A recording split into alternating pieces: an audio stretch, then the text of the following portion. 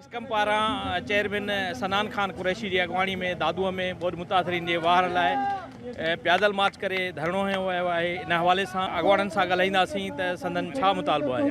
दादू ज़िले में केनशाह में जॾहिं बोड आई क़यामत जहिड़ो मंज़र हुयो उहो कंहिंखां बि नथो विसरी सघे।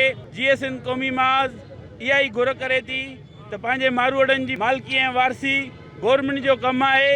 उन जे करे हू पंहिंजो कमु करे त जीअं धरतीअ जे मालिकनि ऐं वारसनि खे पंहिंजा हक़ मिली सघे। सिंध जूं न्याणियूं, सिंध जा पोढ़ा पेरे ऐं मथे उघाड़े जेके आहिनि से सिंध जे रोडनि ते कैंप जी ज़िंदगी था गुज़ारनि। जॾहिं त असां हिन धरतीअ जा वारिस आहियूं, जेकॾहिं धरतीअ जी हक़ हुकुमरानी असां वटि हुजे ऐं हिन जी वारसी असांखे ॾिनी वञे ऐं हिन जा जेके रिसोर्सिस आहिनि, हितां जी सिंध जी जेका कमाई आहे उहा सिंध जे माण्हुनि खे हुजे त अॼु असांखे अहिड़ा ॾींहं न ॾिसणा सिंध खे विरहाइण ॾींदासीं, कीअं असां पंहिंजी धरती माउ जो विरहाङो चाहींदासीं।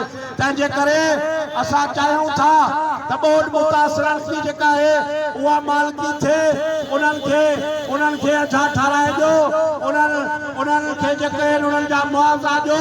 जेके माण्हू इन्हनि में मरी विया आहिनि, शहीद थिया विया आहिनि, उन्हनि जो मुआवज़ो मिलणु खपे। बोड मुतासिरनि जी मालिकी ऐं वाहर जे लाइ ख़ासि करे जेको KTN पंहिंजो किरदारु अदा कयो ऐं सिंध जे माण्हुनि ताईं उहो आवाज़ु पहुचायो।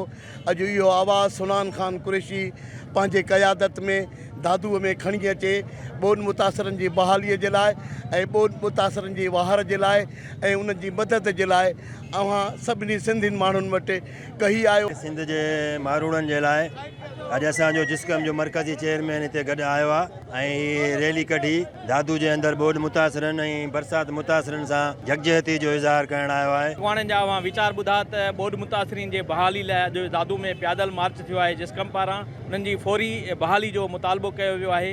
कैमरामैन अलाबश खुश्क सां गॾु निज़ाम शेख, KTN न्यूज़, दादू।